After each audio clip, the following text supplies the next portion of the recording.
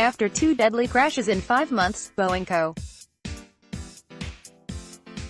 is embarking on a campaign to restore confidence in the 737 MAX so that its best-selling jet can return to the skies. In Renton, Washington, the company is gathering customers and news media Wednesday to walk through the details of a software update designed to help pilots more easily avert conditions that investigators have linked to an October disaster in Indonesia. The stall prevention software is also under scrutiny in a second deadly crash this month in Ethiopia. Meanwhile, in Washington, D.C., the Federal Aviation Administration will brief lawmakers on its oversight of Boeing's fixes to the 737 MAX, and how officials plan to scrutinize safety testing more closely in the future. The dual engagements underscore the high stakes for the U.S. aerospace giant and its chief regulator. Boeing needs to regain trust from customers, passengers and government officials, from Washington to Beijing after a crisis that has badly tarnished the revamped version of the 737, its most profitable aircraft program. The FAA is defending its oversight of the 737 MAX's development and certification, even as it prepares to order safety fixes. It was a huge wake-up call for both Boeing and the FAA, said Richard Healing, a former member of the National Transportation Safety Board, who is now a safety consultant.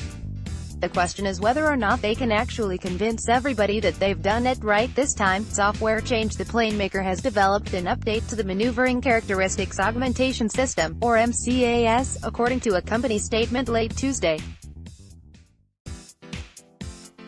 A preliminary report last year about Lion Air Flight 610 indicated that the MCAS system forced a nose down repeatedly before the 737 MAX 8 plunged into the Java Sea on October 29. The crash killed 189 people. Boeing submitted a proposed certification plan for the software changes to the FAA on January 21, according to the statement. After trying it out in flight simulators, the company conducted a test flight February 7. That was followed by a certification flight with the FAA on March 12, just 2 days after Ethiopian Airlines Flight 302 crashed near Addis Ababa, killing 157. Boeing plans a final submission of the MCAS software update by the end of this week. Longer road: it's possible that changes will get the 737 MAX back in the air within weeks, said aviation consultant Robert Mann. There's a risk that Chicago-based Boeing and the FAA will face a much longer road ahead before the jet, which debuted less than 2 years ago, can start flying again. The regulator is reviewing the software updates proposed by Boeing. Officials in China, Canada and the European Union, who grounded the plane before the FAA, have signaled that they intend to independently review the changes before restoring flights. That's a break from historical precedent, in which aviation regulators in other countries typically follow the FAA's lead and accept their findings, said Peter Goals, a former managing director of the NTSB. It may mean that there's a staggered reintroduction of the aircraft into service. Goals said. The FAA is going to have to embark on a mission to restore its credibility with the other regulatory bodies. Federal investigation putting the plane back in the air involves not just getting the technical details right. Swirling in the background are a probe by federal prosecutors in congressional hearings, which start Wednesday at 3 p.m. in Washington before the Senate Subcommittee on Aviation and Space. Then there's the challenge of winning over a potentially fearful public. Many travelers asked airlines to switch their reservations to planes other than the 737 MAX after the Ethiopian Airlines crash and before the jet was grounded.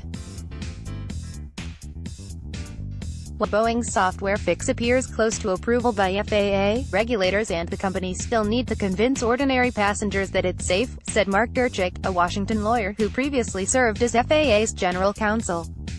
It has to be pretty definitive, Gerchik said.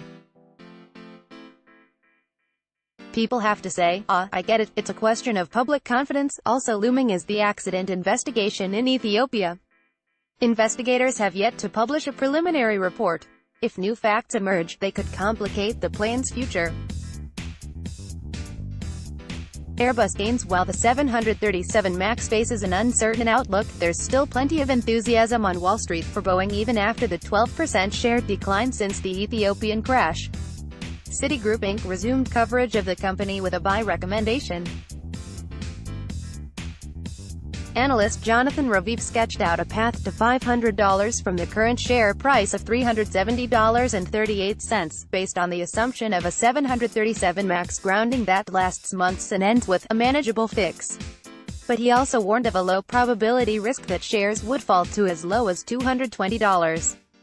With the software update, Boeing has an opportunity to reassure the market that this product will be exactly what was promised, with some minor modifications and training procedure changes, said Richard Abulafia, an aerospace analyst at Teal Group. But they have to explain it all very carefully and very transparently. Boeing developed the 737 MAX as an answer to Airbus's success with the A320neo, an upgraded version of the European plane maker's workhorse jet. Even in a best-case scenario for Boeing, the 737 MAX will be playing catch-up to the Airbus model for a long time to come. The program will survive and it will be a player, but is it the A320neo's equal, said Abulafia. The question of whether it returns to be the A320neo's equal depends on how they handle this.